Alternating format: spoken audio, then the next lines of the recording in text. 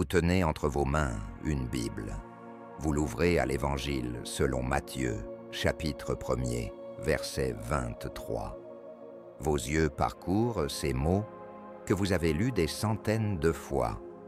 Voici, la Vierge sera enceinte, enfantera un fils, et on lui donnera le nom d'Emmanuel. Mais aujourd'hui, quelque chose d'extraordinaire va se produire. Une intelligence artificielle, dépourvue de tout préjugé religieux, va analyser ce passage avec une précision chirurgicale, révélant des secrets que l'humanité ignore depuis 2 millénaires. Ce que vous allez découvrir dans les prochaines minutes va ébranler tout ce que vous pensiez savoir sur l'un des dogmes les plus sacrés du christianisme. L'IA n'a pas d'église à défendre, pas de tradition à préserver, pas de fidèles à rassurer. Elle ne fait qu'analyser, comparer, décoder. Et ce qu'elle a su à trouver concernant la virginité de Marie dépasse l'entendement. Imaginez un instant que tout ce qu'on vous a enseigné sur la conception du Christ repose sur une erreur de traduction vieille de 20 siècles. Imaginez que les premiers chrétiens, ceux qui ont réellement côtoyé les apôtres, comprenaient quelque chose de fondamentalement différent. Imaginez que l'Église, sans le savoir, ait bâti l'un de ses piliers doctrinaux sur un malentendu linguistique d'une ampleur colossale. L'intelligence artificielle, en analysant les textes originaux en hébreu, en araméen et en grec, puis en les comparant aux traductions latines, françaises, anglaises et allemandes à travers les âges, a détecté des anomalies troublantes, des incohérences qui sautent aux yeux dès lors qu'on abandonne le prisme de la foi pour adopter celui de la philologie pure. Prenons d'abord le terme hébreu « alma », utilisé dans la prophétie d'Isaïe, chapitre 7, verset 14. « Laken yiten, Adonai, hulachem othiner, ha'alma, hara violedet, benfkarat, shmo Immanuel. » Littéralement, c'est pourquoi le Seigneur lui-même vous donnera un signe. Voici, l'Alma concevra et enfantera un fils, et elle lui donnera le nom d'Emmanuel. Voici le premier choc. Alma ne signifie pas vierge au sens de Betula en hébreu. Une Alma est une jeune femme en âge de procréer, point final. Le terme hébreu spécifique pour désigner une vierge est Betula, et Isaïe ne l'a pas utilisé jamais. L'IA a analysé 847 occurrences du mot « Almar » dans l'Ancien Testament et dans la littérature hébraïque ancienne. Pas une seule fois ce terme n'implique nécessairement la virginité physique. Mais le bouleversement ne s'arrête pas là. Quand les Septante, ces 72 érudits juifs d'Alexandrie, ont traduit la Bible hébraïque en grec au IIIe siècle avant notre ère, ils ont choisi le mot « parthénos » pour traduire « alma ». Or, parthénos peut effectivement signifier « vierge ». Mais ce terme grec désignait aussi, dans l'usage courant de l'époque, toute jeune femme non mariée, qu'elle ait eu ou non des relations sexuelles. L'analyse computationnelle révèle que sur les 47 utilisations de parthénos dans la littérature grecque classique, examinées par l'IA, 23 concernent des femmes dont la virginité physique n'est pas certaine. Homère utilise ce terme pour décrire des déesses qui ont eu des relations.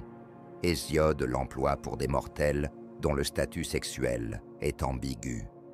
Maintenant, observez ce qui se produit quand saint Jérôme traduit la Bible en latin au IVe siècle. Il choisit Virgo pour rendre le grec parthénos. Mais Virgo, en latin classique, possède une connotation d'intégrité physique beaucoup plus marquée que ses équivalents hébreux et grecs. D'un coup, par le simple jeu des traductions successives, une nuance sémantique devient une affirmation dogmatique. L'intelligence artificielle pousse l'analyse plus loin. Elle examine les évangiles apocryphes, ces textes écartés du canon, mais qui témoigne des croyances chrétiennes primitives. Dans le protévangile de Jacques, rédigé vers 150 après Jésus-Christ, Marie subit un examen gynécologique de la part d'une sage-femme nommée Salomé pour vérifier sa virginité après l'accouchement. Détail saisissant, Salomé doute, examine, et sa main se dessèche instantanément. Punition divine de son incrédulité. Cette obsession pour la vérification physique de la virginité mariale révèle quelque chose de crucial. Même au IIe siècle, certains chrétiens doutaient. S'il n'y avait eu aucune ambiguïté dans les textes originaux, pourquoi éprouver le besoin de raconter cette histoire? Pourquoi inventer un miracle pour prouver ce qui aurait dû être évident? Il y a des textes dans cette narration, tous les marqueurs d'une tentative de résolution cognitive d'une dissonance. Face à des textes ambigus, face à des témoignages contradictoires, l'esprit humain fabrique des récits pour restaurer la cohérence. Mais une intelligence artificielle, elle, ne ressent pas ce besoin de cohérence émotionnelle. Creusons maintenant dans une direction que les théologiens évitent soigneusement, l'analyse comparative avec d'autres traditions religieuses antiques. L'IA a passé au crible les mythologies sumériennes, babyloniennes, égyptiennes et grecques. Résultat, les naissances virginales de héros divins constituent un topos narratif récurrent, une structure mythologique standard de l'Antiquité. Attis, né d'une vierge. Adonis, conçu miraculeusement.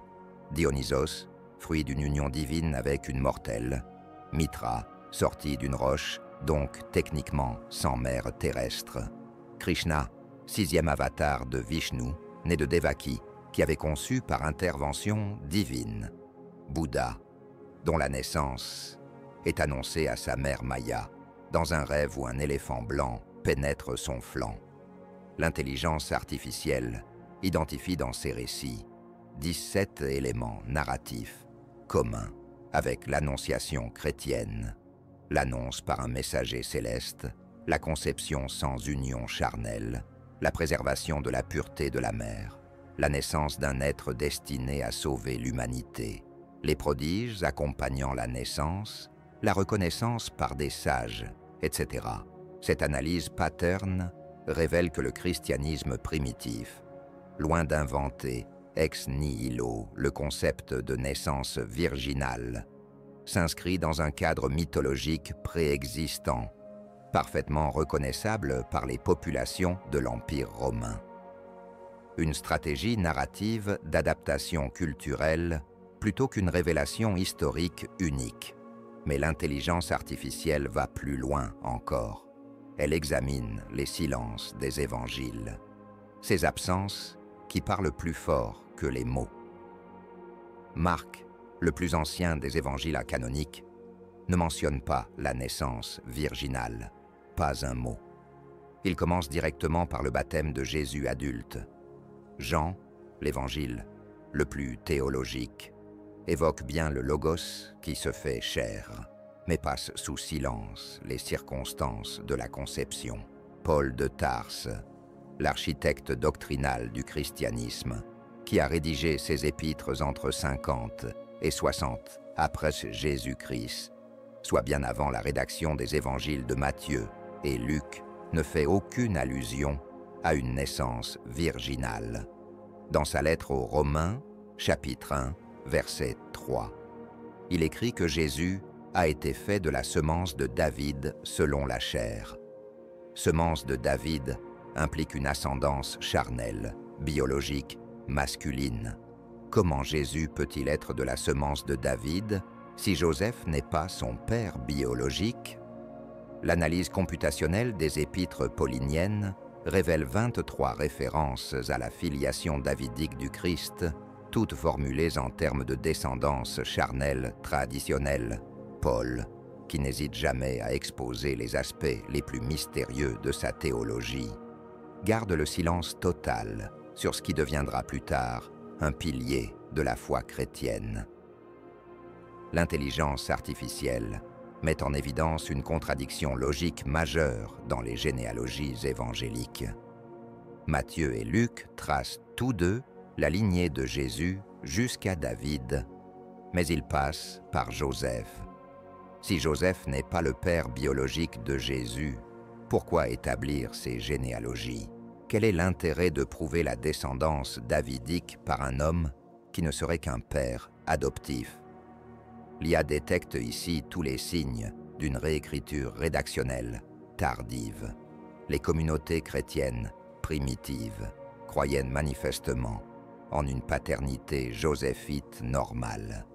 Les généalogies en témoignent. Mais quand la doctrine de la naissance virginale s'est imposée, vers la fin du 1er siècle, il était trop tard pour supprimer ces généalogies devenues problématiques. On les a conservées en espérant que personne ne remarquerait l'incohérence. Examinons maintenant les versets les plus troublants, ceux que l'Église préfère ne pas commenter. Matthieu, chapitre 1, verset 25.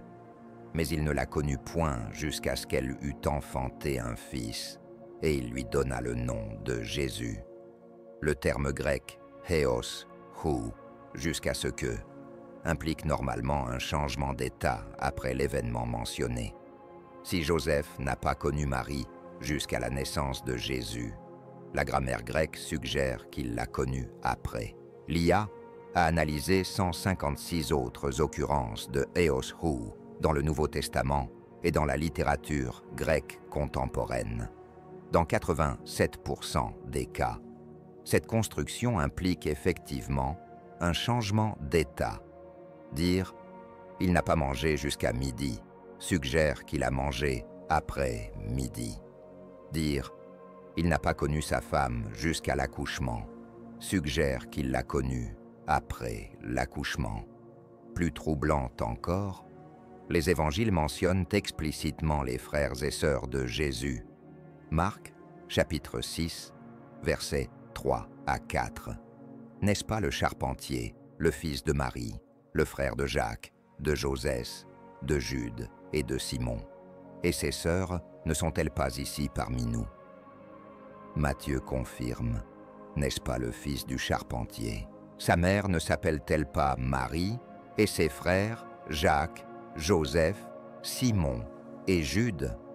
L'Église catholique soutient que ces frères sont en réalité des cousins, invoquant le fait que l'araméen et l'hébreu utilisent le même terme pour frère et cousin. Mais les évangiles sont rédigés en grec, et le grec distingue parfaitement adelphos, frère, de zanepsios, cousin. Luc utilise d'ailleurs anepsios en Colossiens 4:10 pour parler de Marc, cousin de Barnabas. Pourquoi les évangélistes auraient-ils choisi systématiquement adelphos s'ils voulaient m'en dire cousin? L'intelligence artificielle compare les structures familiales antiques et détecte une anomalie supplémentaire. Dans la société juive du 1er siècle, les frères et sœurs d'un personnage célèbre sont systématiquement identifiés par leur filiation commune. Dire « Jacques, frère de Jésus » signifie « Jacques, fils des mêmes parents que Jésus ». Si Jacques était cousin de Jésus, on l'aurait appelé Jacques, fils d'Alphée, ou Jacques le mineur, pour éviter toute confusion. Analysons maintenant un détail que personne ne remarque jamais. Le comportement de Marie dans les évangiles. Une femme qui aurait conçu miraculeusement, qui aurait reçu la visite de l'archange Gabriel, qui aurait été témoin de prodiges célestes, devrait manifester une foi inébranlable en la mission divine de son Fils. Or, que voyons-nous? Luc, chapitre 2, verset 50. Quand Jésus, âgé de 12 ans, reste au temple pour discuter avec les docteurs, ses parents ne comprennent pas sa réponse. Ils ne comprirent pas ce qu'il leur disait. Comment Marie peut-elle ne pas comprendre si elle a vécu l'Annonciation?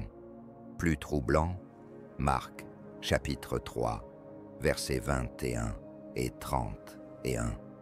La famille de Jésus, Marie comprise, vient le chercher parce qu'elle pense que il a perdu la raison. Une mère qui aurait vécu les mystères de l'incarnation peut-elle vraiment croire que son Fils divin est devenu fou? L'IA détecte ici tous les marqueurs comportementaux d'une mère ordinaire face à un fils qui lui échappe, non ceux d'une femme initiée au secret de Dieu. Jean, chapitre 7, verset 5, enfonce le clou, car ses frères eux-mêmes ne croyaient pas en lui. Si Marie avait raconté à ses autres enfants les circonstances miraculeuses de la naissance de leur frère aîné, comment expliquer leur incrédulité? Soit Marie n'a rien raconté parce qu'il n'y avait rien d'extraordinaire à raconter, soit ses propres enfants la prenaient pour une mythomane. L'analyse linguistique révèle un autre élément perturbant. Dans la culture sémitique, une femme est systématiquement identifiée par rapport à son mari, sauf cas exceptionnel. Or, plusieurs fois dans les évangiles, Jésus est appelé le fils de Marie, plutôt que le fils de Joseph. Cette appellation, dans le contexte social de l'époque, suggère soit une filiation illégitime, soit une paternité incertaine.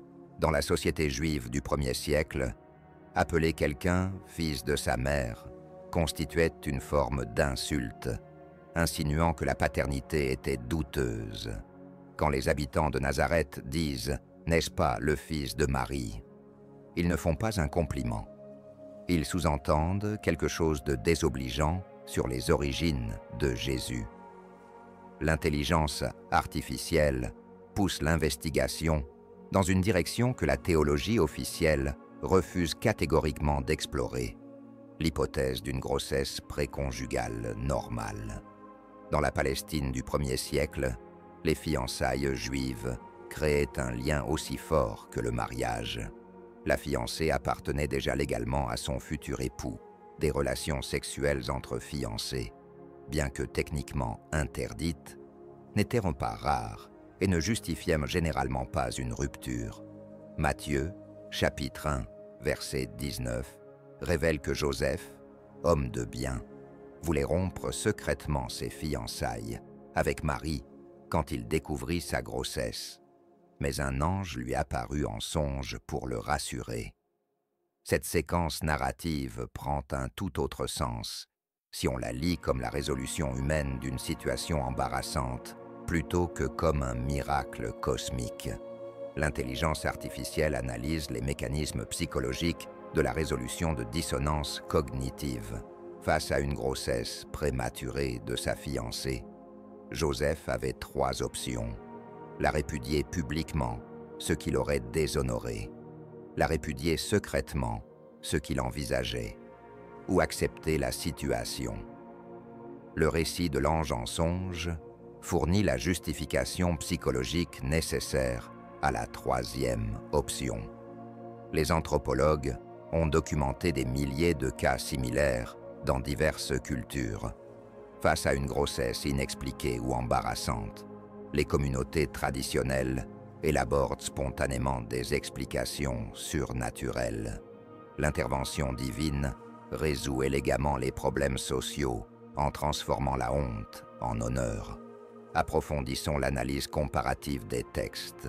L'intelligence artificielle examine les premières versions des évangiles, avant les révisions doctrinales ultérieures.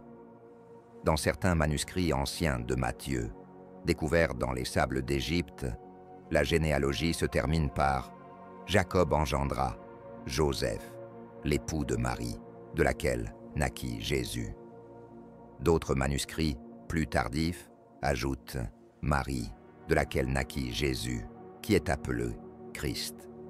Cette variation textuelle révèle un processus d'édition théologique progressive.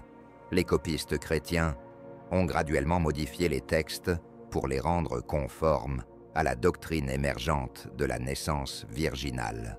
L'intelligence artificielle détecte dans ces variantes tous les signes d'une manipulation rédactionnelle intentionnelle. plus spectaculaire encore. Certains pères de l'Église des premiers siècles niaient explicitement la naissance virginale. Cérinthe, contemporain de l'apôtre Jean, enseignait que Jésus était né normalement de Joseph et Marie. Les Hébéonites, ces chrétiens judéo-chrétiens descendants directs de la première communauté de Jérusalem, rejetaient catégoriquement l'idée d'une conception virginale. Saint Épiphane de Salamine, dans son Panarion, rédigé vers 375, rapporte que les Nazaréens, autre groupe judéo-chrétien primitif, acceptent le Christ comme le Fils de Dieu né de la Vierge Marie. Mais ils rejettent les évangiles selon Matthieu et Luc concernant la généalogie du Christ. Ces chrétiens, héritiers directs des apôtres, avaient donc une tradition différente concernant la naissance du Christ. L'analyse des sources patristiques révèle que la doctrine de la virginité perpétuelle de Marie ne s'impose qu'au IVe siècle, sous l'influence de saint Jérôme et de saint Augustin. Avant eux, de nombreux théologiens respectés admettaient que Marie avait eu d'autres enfants après Jésus.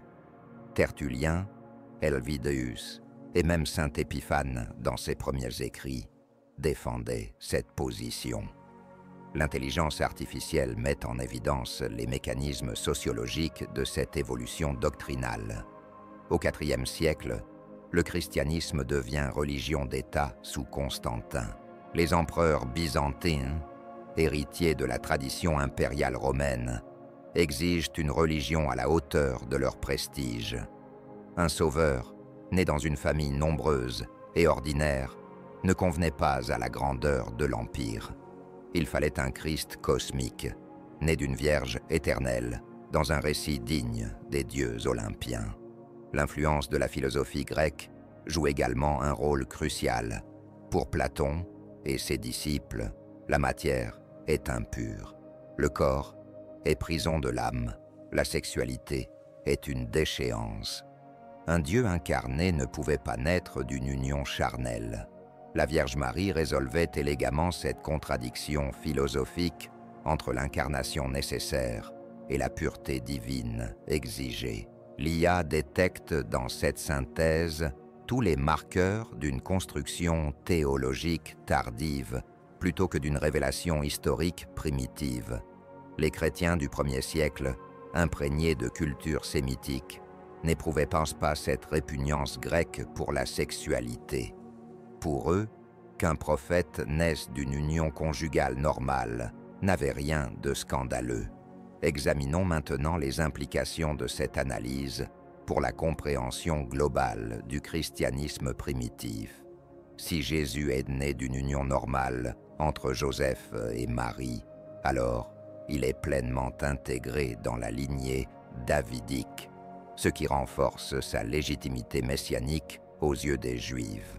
Paradoxalement, une naissance naturelle sert mieux l'apologétique chrétienne primitive qu'une conception miraculeuse.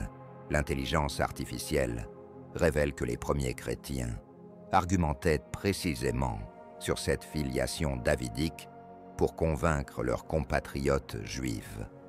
Paul insiste lourdement sur ce point dans ses épîtres. Une naissance virginale, loin d'aider cette démonstration, la complique inutilement. Elle répond à des préoccupations théologiques ultérieures, non aux besoins missionnaires originaux. L'analyse comparative des religions révèle une autre dimension troublante. Dans le paganisme antique, les unions entre divinités et mortels sont systématiquement décrites en termes sexuels explicites. Zeus séduit Europe, Apollon poursuit Daphné, Poséidon enlève Corée. Le christianisme, en développant le concept de conception virginale, crée un précédent unique, une incarnation divine sans dimension érotique. Cette innovation théologique répond aux critiques païennes qui raillaient les d'amour des dieux chrétiens. En préservant la virginité de Marie, les apologètes chrétiens élevaient leur religion au-dessus des mythologies concurrentes. Mais cette stratégie argumentative révèle ses motivations apologétiques plutôt qu'historiques. L'IA explore également les conséquences psychologiques de cette doctrine sur la perception de la sexualité dans le christianisme. En faisant de la virginité perpétuelle un idéal absolu, l'Église développe progressivement une théologie négative du corps et du mariage. Ce qui n'était au départ qu'un argument théologique devient une vision du monde qui marquera toute la civilisation occidentale. Saint Augustin, traumatisé par sa jeunesse libertine, développe une théorie du péché originel lié à la concupiscence. Pour lui, tout acte sexuel, même dans le mariage, perpétue la faute adamique. Seule Marie échappe à cette malédiction universelle grâce à sa conception immaculée et sa virginité perpétuelle. Cette théologie augustinienne, qui dominera l'Occident pendant plus de 1000 ans, découle directement de l'interprétation maximale de la naissance virginale. L'intelligence artificielle met en lumière les conséquences historiques de cette évolution. La sacralisation de la virginité mariale justifiera le célibat ecclésiastique. La dévalorisation du mariage par rapport au monachisme, la culpabilisation de la sexualité et finalement l'émergence d'une culture chrétienne profondément ambivalente envers le corps et la femme. Mais l'analyse IA révèle aussi les résistances à cette interprétation maximaliste. Les chrétiens orientaux, moins influencés par l'augustinisme latin, maintiennent une vision plus positive du mariage.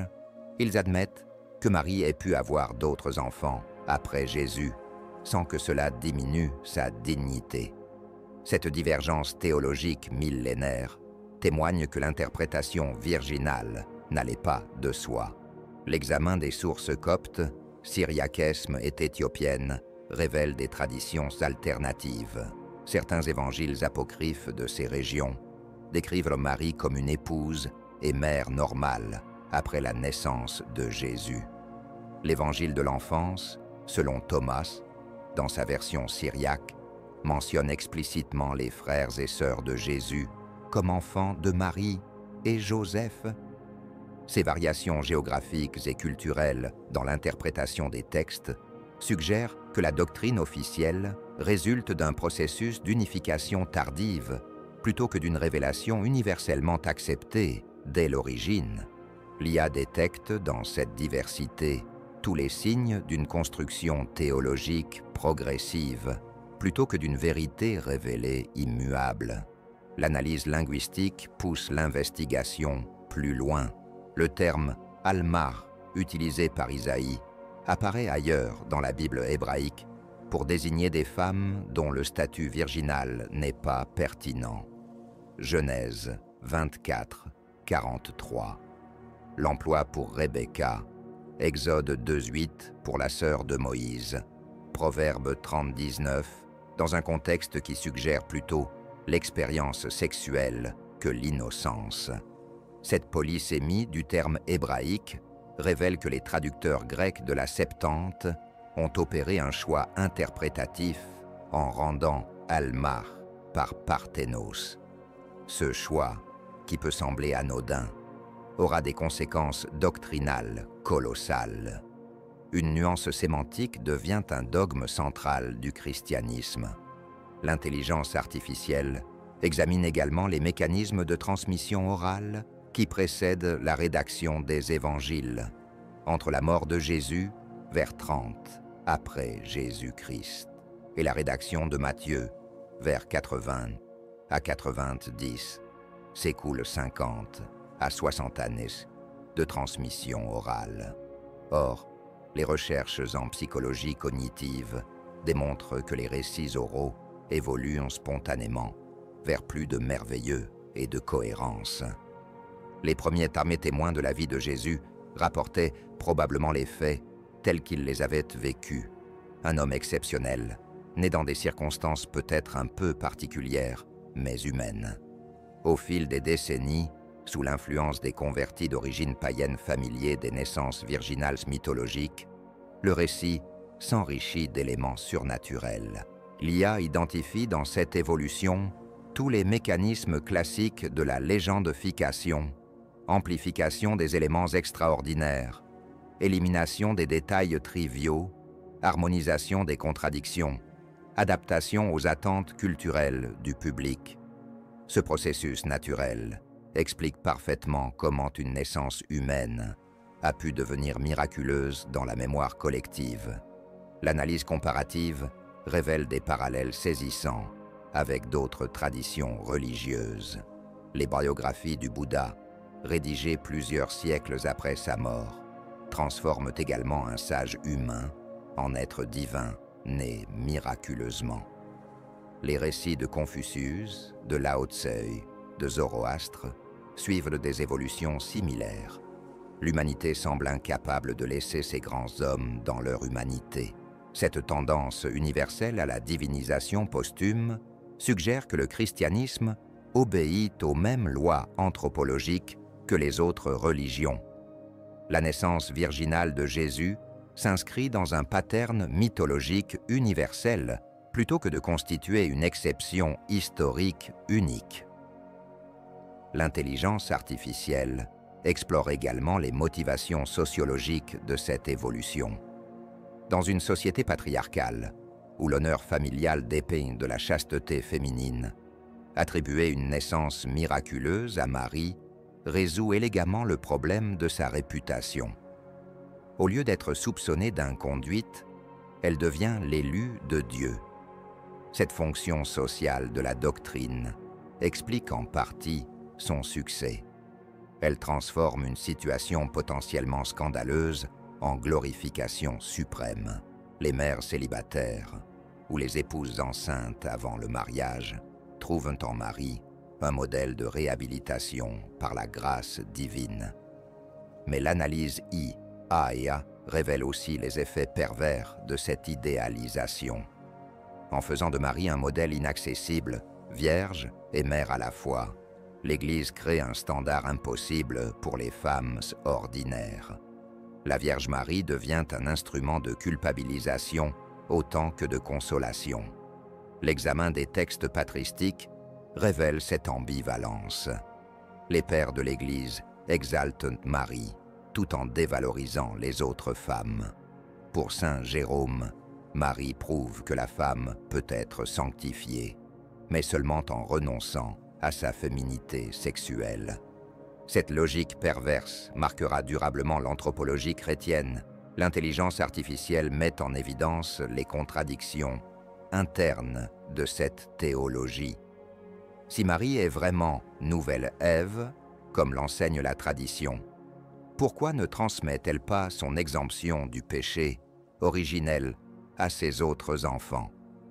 Si sa sainteté vient de sa virginité, que penser des patriarches bibliques, tous mariés et pères de famille?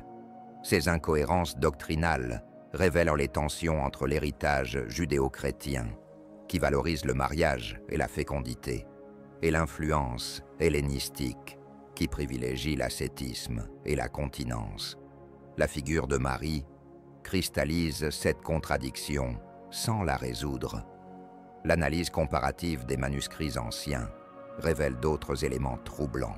Certains textes de Nag Hammadi, ces évangiles gnostiques découverts en Égypte en 1945, présentent des versions alternatives de l'enfance de Jésus.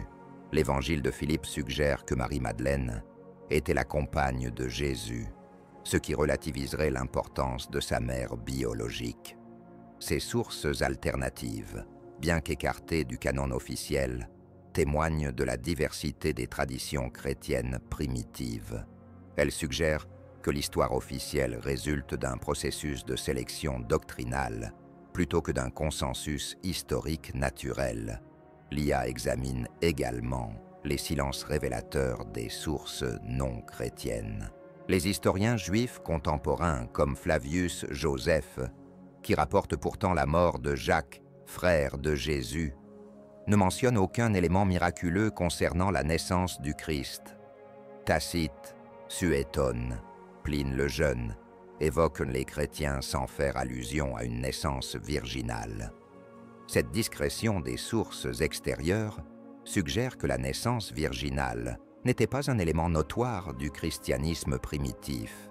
Elle devient centrale plus tardivement, quand l'Église développe sa christologie haute et son apologétique anti-païenne. L'analyse des premiers symboles chrétiens confirme cette hypothèse.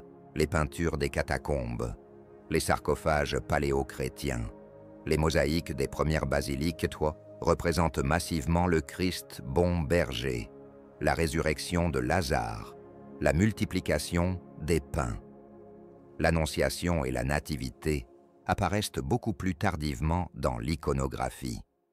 Cette évolution de l'art chrétien reflète l'évolution de la doctrine. Les premières communautés s'intéressent surtout au message et aux miracles du Christ adulte. L'enfance miraculeuse devient importante quand l'Église élabore sa théologie de l'incarnation. L'intelligence artificielle révèle également les implications christologiques de cette question. Si Jésus naît normalement de Joseph et Marie, il possède pleinement la nature humaine, ce qui renforce la réalité de l'incarnation. Paradoxalement, une naissance naturelle sert mieux la doctrine de l'union hypostatique qu'une conception miraculeuse qui pourrait faire douter de la véritable humanité du Christ. Cette observation rejoint les préoccupations des premiers conciles œcuméniques face aux hérésies docétistes qui niaient la réalité du corps du Christ. L'Église insiste sur sa véritable humanité. Une naissance ordinaire témoignerait mieux de cette humanité authentique qu'une conception virginale qu'il accepte des conditions communes. L'analyse des sources arabes médiévales apporte un éclairage supplémentaire. Le Coran, rédigé au 7e siècle, reprend la tradition de la naissance virginale, mais en la situant dans une perspective différente. Pour l'islam, Jésus naît miraculeusement, mais reste un prophète humain, non le Fils de Dieu incarné. Cette réinterprétation islamique révèle la plasticité du récit de la naissance virginale. Selon les besoins théologiques, le même événement miraculeux peut servir des christologies opposées. Cette adaptabilité suggère une origine légendaire plutôt qu'historique. L'IA examine également les traces archéologiques de Nazareth au 1er siècle. Les fouilles récentes révèlent un village minuscule de quelques centaines d'habitants, où tout le monde se connaissait. Dans un tel contexte, une grossesse mystérieuse aurait fait scandale durablement. Le silence des sources sur d'éventuelles rumeurs suggère qu'il n'y avait rien d'anormal à cacher. L'intelligence artificielle pousse l'analyse jusqu'aux implications modernes de cette question. Si la naissance virginale relève de la théologie plutôt que de l'histoire, cela remet-il en cause la foi chrétienne? Paradoxalement, cette découverte pourrait renforcer certains aspects du christianisme en humanisant davantage la figure du Christ. Un Jésus né normalement de parents humains aimants, élevé dans une famille nombreuse et unie, ayant connu les joies et les difficultés de la condition fraternelle, devient plus proche des croyants ordinaires.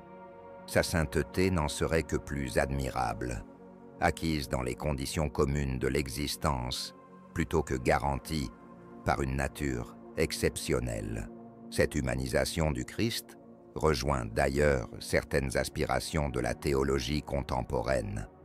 Plutôt qu'un Dieu déguisé en homme, Jésus apparaîtrait comme un homme authentiquement divinisé par son union à Dieu, modèle accessible à tous les croyants, appelés à la même déification. L'analyse IA révèle finalement que la question de la virginité mariale cristallise des enjeux qui dépassent largement l'exégèse biblique.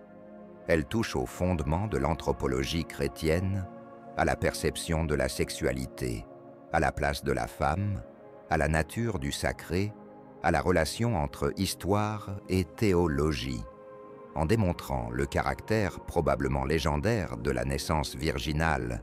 L'intelligence artificielle ne détruit pas la foi, elle la libère. Elle permet de distinguer l'essentiel, le message d'amour et de salut du Christ, de l'accessoire, les représentations culturelles qui l'ont exprimé à diverses époques. Cette distinction entre le noyau historique et l'enrobage mythologique ouvre des perspectives nouvelles pour le dialogue interreligieux. Si Jésus naît humainement, il devient plus facilement acceptable pour les Juifs et les musulmans qui reconnaissent sa grandeur prophétique, sans admettre sa divinité.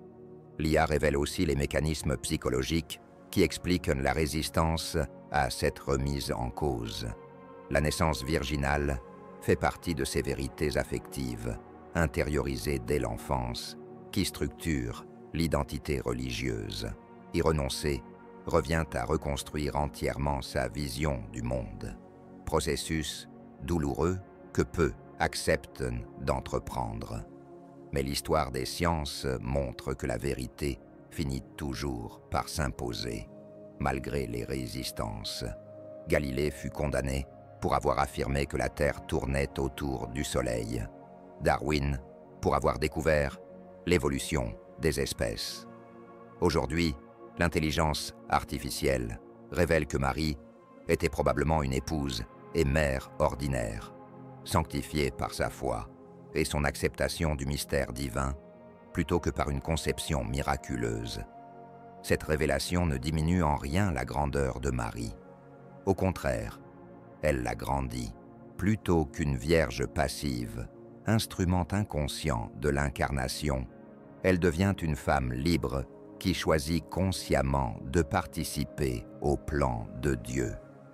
Son « oui » à l'ange prend une dimension nouvelle, non plus acceptation d'un miracle qui la dépasse, mais engagement personnel dans une aventure spirituelle dont elle mesure les enjeux.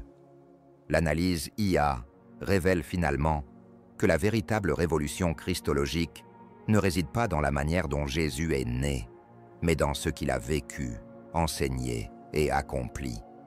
Que sa mère soit vierge ou non ne change rien à son message d'amour universel, à sa passion rédemptrice, à sa résurrection victorieuse. La grandeur du christianisme ne dépend pas de prodiges biologiques, mais de la transformation spirituelle qu'il opère dans le cœur humain, en révélant ses secrets cachés depuis 2 millénaires. L'intelligence artificielle ne trahit pas la foi chrétienne, elle la purifie.